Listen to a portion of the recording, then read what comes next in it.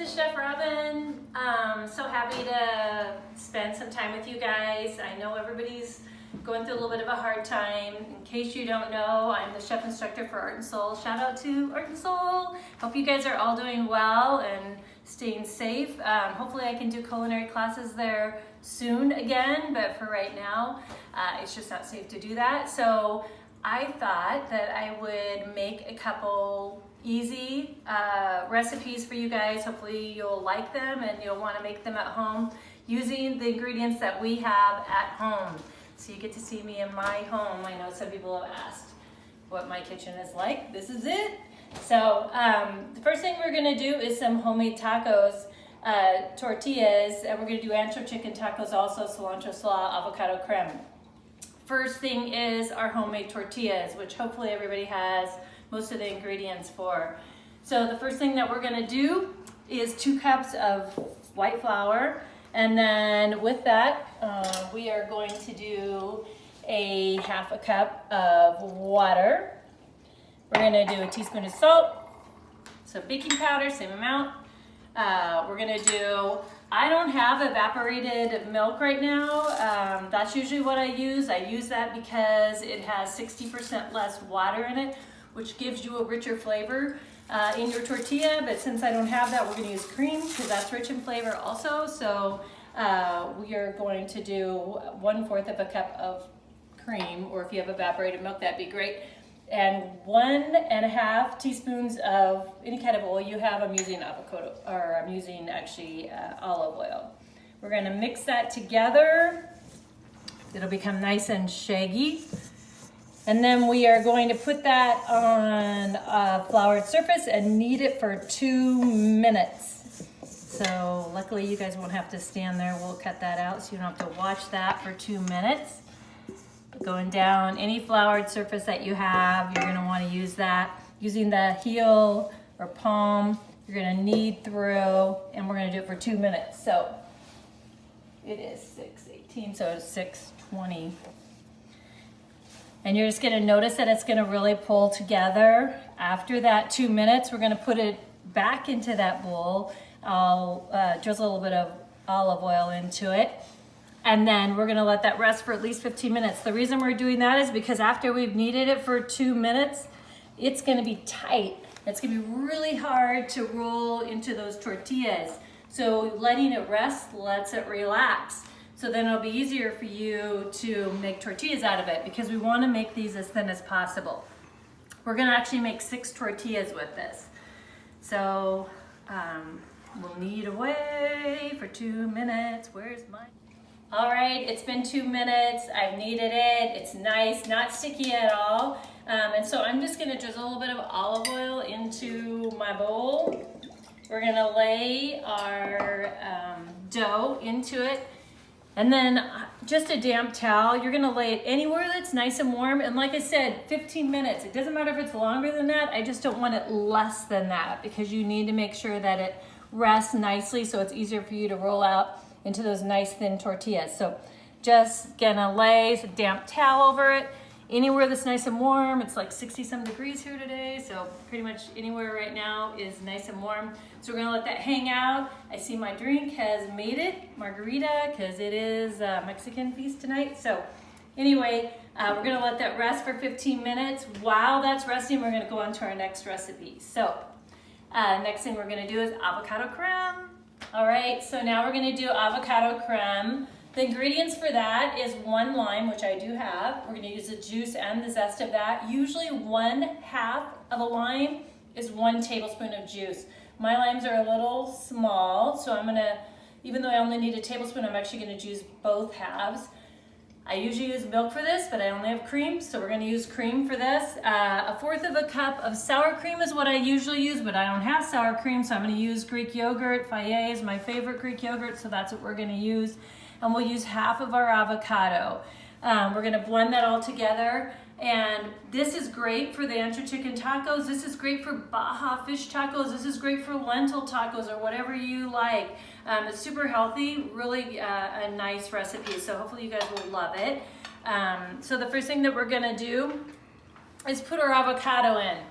Number one reason why people are injured and sent to the emergency room in a kitchen incident is this baby. This is what causes more injuries than anything else. That's because people cut around it. And I'll grab my knife. My global knives are my favorite. We're gonna twist around, open it up, nice. Right now you're not supposed to be touching produce. Actually, anything that you go in and grab with your hands, you're supposed to buy. So don't grab onto something and then put it back and pick a different one. With avocados, if you're not quite sure if they're ripe, if you pick off that top part, you'll notice that it's nice and yellow. That means it's ripe. If it's green, it's not ripe. So the produce people would much prefer that you just pull that off, look at it, make sure it's nice and ripe, and take it, than to be squishing with your hands right now with everything going on and then putting it back and picking a different one. When you are trying to take that pit out, that seed out, you're not going to do that in your hand. That's the number one reason why people are sent to the emergency room, because they actually miss and cut their wrist. We're not going to do that. We're going to put that down on a board, cut, twist, pull it out. You can do it two different ways. Getting that seed off, you can either push and pull it off this way or pinch and push it off this way. Now we're going to add only half of that avocado in to our blender. So I'll do with this. Whoop, there we go. We're going to add in our 1/4 of a cup of cream, or like I said, if you have milk, you can go ahead and put milk in it too. Same equal amounts of sour cream. I don't have sour cream, so I'm putting Fage Greek yogurt in instead, which is just as good. And then we're gonna put, you want about a tablespoon worth of juice and then the zest of a lime. My limes are small. So we're gonna zest our lime first, always zest first and then juice. Anytime you're zesting, you wanna make sure whatever you're zesting is underneath your zester. And that is so you can tell exactly how much you're getting. So if someone would, a recipe would have called for a teaspoon worth of zest, if I would have zested the other way, I would have no idea how much is going in. So really smart to zest this way so you can have control over how much is going in. And as chefs, we're all about having control how much is going into a dish. So I know that I'm gonna zest a whole lime, and then I know that I'll juice this whole lime because it's probably gonna give me about a tablespoon since it's nice and small and not as big as normal. That's all right. All right, there we go. Tap in. So if any of you guys have these kinds of juicers here, if you haven't, they don't come with instructions. If you're not quite sure, it actually goes the opposite way that you would think it would go. You don't want to follow the shape. You want to turn it the other way so it turns it inside out and then push it in. We're going to actually do that twice.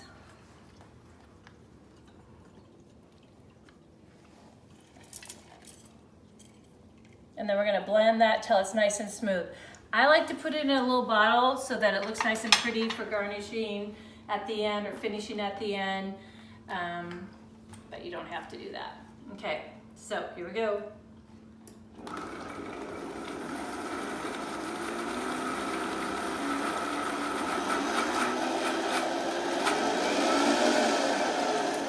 I'm gonna scrape down once.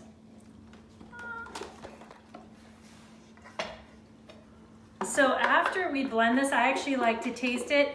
As chefs, we always have tasting spoons next to our stovetops. The only thing you need to remember with that is no double dipping. So you're gonna go in, you're gonna taste, throw it in the sink. If you need to taste again, you're gonna use a new spoon. But this is mainly to make sure that the seasoning is right. Acid level is exactly what you want. That's what you're getting from that juice. And we're gonna try to make sure that our salt level is good too.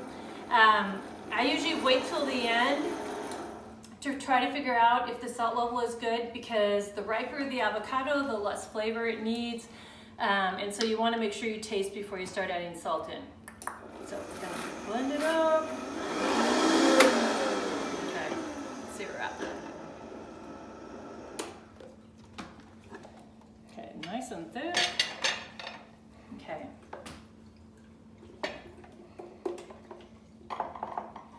here's our avocado creme. I'm just gonna take a little bit and taste. And I actually feel like it could use a little bit of salt. So I have mini salt boxes, but I'm gonna use kosher salt in. When you pinch, as chefs, we always season by pinching, holding up high, and seasoning. Why would we do that? We do that because we like to know exactly how much is going into a dish. I know that my pinch is 1/4 of a teaspoon, so I know when I'm pinching and going over a dish, I know exactly how much is going into it. Really hard to tell if you're grinding into a dish, so a great way to do it is pinch, fold, and let that fall. It also falls in a cone shape so that a dish is seasoned evenly from end to end. I actually think we're gonna have to add a little more lime juice to this too, so I'm gonna have to grab some more of that out too, because it's a little... All right, so I added that extra lime in, mainly because I wanna make sure that the avocado creme is nice and creamy. And so depending on which sour cream or Greek yogurt you might have at home, you might not need to do that, but I needed to because my Faya yogurt was very thick. So anyway, put it in a squirt bottle. We'll use that to garnish at the end. Now we're gonna go on to our Cilantro Slaw. Usually I use cabbage, but I don't have cabbage right now. So washed some romaine lettuce, and I'm gonna use that instead. When you hold your knife, because now we're going to do a wee bit of a knife skill, you want to make sure you're gripping with the... All right, so I'm going to tell you how to hold a knife. When you grip your knife, 3 fingers around and 2 are pinching. That's so that you have control. When you hold that blade, you should be able to hold it with just those 2 fingers. No finger on top of the blade. Always gripping around with 3 and pinching on the blade. We're just gonna cut this into nice thin slices.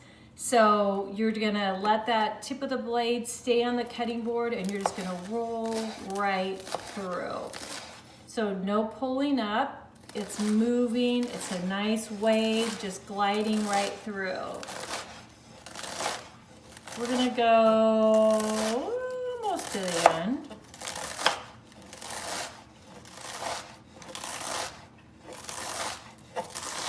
I see that's far enough. There we go. Leave about that much left over. I'm gonna throw it into our bowl that we're gonna add the rest of the ingredients into. So just kind of toss that in. It makes nice little ribbons of your cabbage, or in our case, romaine lettuce, because we don't have cabbage right now. So to that, I wanna add some flavor. Usually I use green onion, don't have it right now, so we're gonna use chives instead, because we actually have some growing here at home right now, so that's really nice. Actually doing that knife skill is probably one of the best things that you can practice a knife skill is with green onions or chives, laying them down. Again, tip of the blade doesn't leave the cutting board. You're gonna move that knife away from your body, not towards, rolling through.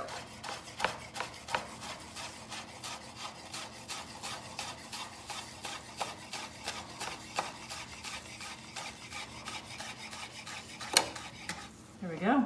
I want about 1/2 cup. Bring it in, sprinkle it on. So that adds that nice onion flavor onto it.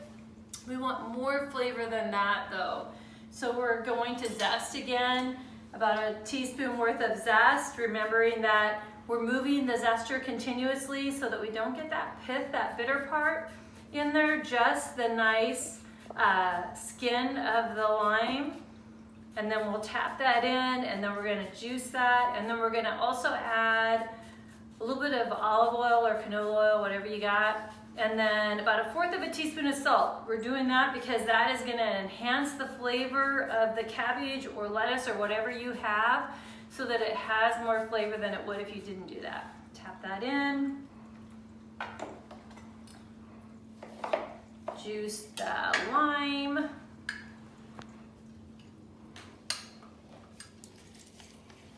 And I'm gonna use both sides because my limes are little. All right. Now, I have tongs somewhere, but I'm gonna put some olive oil and some salt. And I am going to, all right, Ancho chicken tacos are next. So I have 1 pound of, whether you have chicken tenders or chicken breast, whatever you got, cut it into nice bite-sized pieces. I like to do smaller pieces because I like it to get moving a little bit faster. I don't like to have to wait too long for it to get done. We're gonna add only 3 ingredients into it. Ancho chili powder. What's the difference between ancho chili powder and regular chili powder? Totally different. Ancho chili powders are only made with the poblano pepper, 100% pure chili powder. The other chili powder that you buy at the grocery store has onion powder, garlic powder, lots of other things into it. So I like to use a pure chili powder. If you don't have that, use whatever you got. So we're gonna add our ancho chili powder into, so I just have 3/4 of a teaspoon of that, 1/2 teaspoon of garlic salt. I actually didn't have garlic salt, so I have garlic powder and some kosher salt mixed together. And then just about 1/4 of a teaspoon or a little bit more of cumin, because I love cumin. So there you go. Okay, so we're gonna mix that together till that chicken is nice and seasoned. And then I'm gonna get my nonstick pan nice and hot. And then we're gonna add that in, and I'll tell you when you can tell when your chicken is ready. So here we go. Whoop. All right, so I'm gonna make sure I got this mixed together. There we go. And it goes, I have olive oil in here, whatever you got. Canola oil, whatever you have right now is good. So this will take a while. So I can tell you what we're gonna be looking for. We're gonna be looking for the point when you can put that spoon to your chicken and it pulls apart. So cooking the chicken, wanna make sure that the chicken is done. Obviously 165 is the temp that you're looking for. Really hard to know if these little pieces of chicken are 165. I'm gonna tell you a little trick to figure out if your chicken is cooked through. You need to be able to take your spoon through, and it needs to cut through the chicken without any effort. So I'm gonna I'll find the smaller piece first. So there, chicken's done. But we gotta make sure that every piece is done. So we're gonna find a fat piece, like that piece right there. See how I have to wiggle a little bit to get that to cut apart? Not done. So you need to let that cook for a few minutes longer. You want to make sure that all your chicken can pop apart. That isn't quite there either. So you want to make sure that they all kind of, like that one did, pops apart, pops apart. Okay, so all of our chicken is popping apart. That's what you're looking for to make sure that whoever you're having dinner for is going to have that amazing, nice tender chicken, but everything's popping apart. So we're going to shut that off. Last thing we're going to do, tortillas. So we're going to finish it up so that we can have some ancho chicken tacos. So I'm gonna let that hang out. All right, so next thing we're gonna do, tortillas. We're gonna finish them up. This has relaxed a little bit. We're actually gonna try to divide that into about 6 pieces. So I'll try to divide each of these into 3. And I have a cast iron pan, nice and warm. I have olive oil, whatever you got right now is totally cool. Main thing you want to think about when you're doing these tortillas is nice and thin. As thin as you can get them. If you can get them to 1/8 of an inch, that's awesome. The less flour that you use, the better. Flour burns when you put it into a cast iron pan, so you don't want a lot of that. So I'm going to roll this out as thin as I can.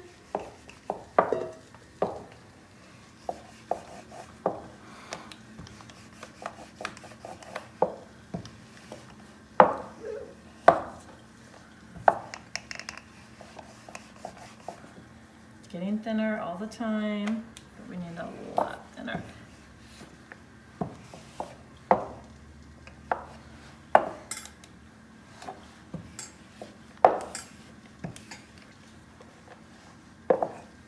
You can cheat and stretch a little bit.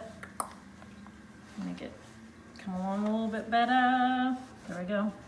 And start over again.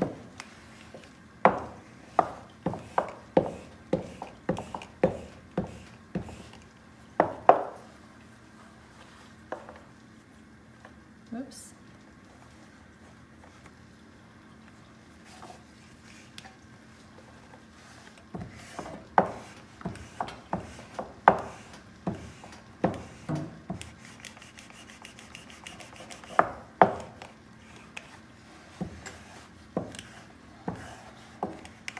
So my class tells me this is the least favorite part of the class that they like is making the tortillas because it's hard, but it's all worth it in the end. The other thing that they say is it's the best tortillas they've ever had. So I know it's hard, but we gotta work through it.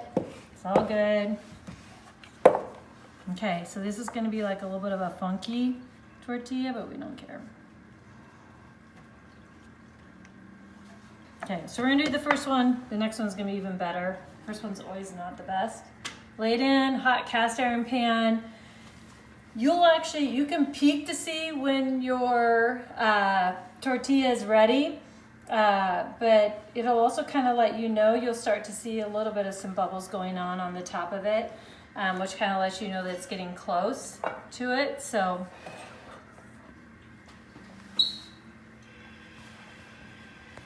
medium heat is about what you want to have for your tortilla.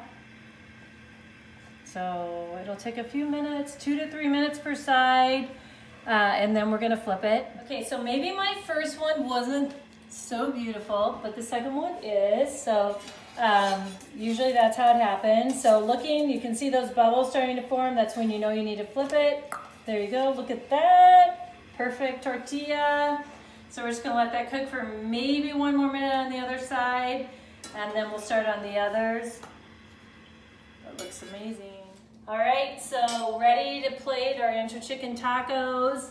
So first thing I'm gonna do on our beautiful tortilla is add our chicken down the middle. Maybe a wee bit more. Oh, there we go. Okay, second, if you have cabbage, it would be cabbage. It's romaine lettuce for us tonight, but that's all right. We don't care. It's gonna be fine. Next, we're gonna add that avocado creme. So I like to put it in a squirt bottle because I think it's beautiful when you serve it that way. So just drizzling over the top. Oops, I got a little piece of an avocado that is gonna come out. Oop, okay, never mind on that. Here we go. And some sriracha also.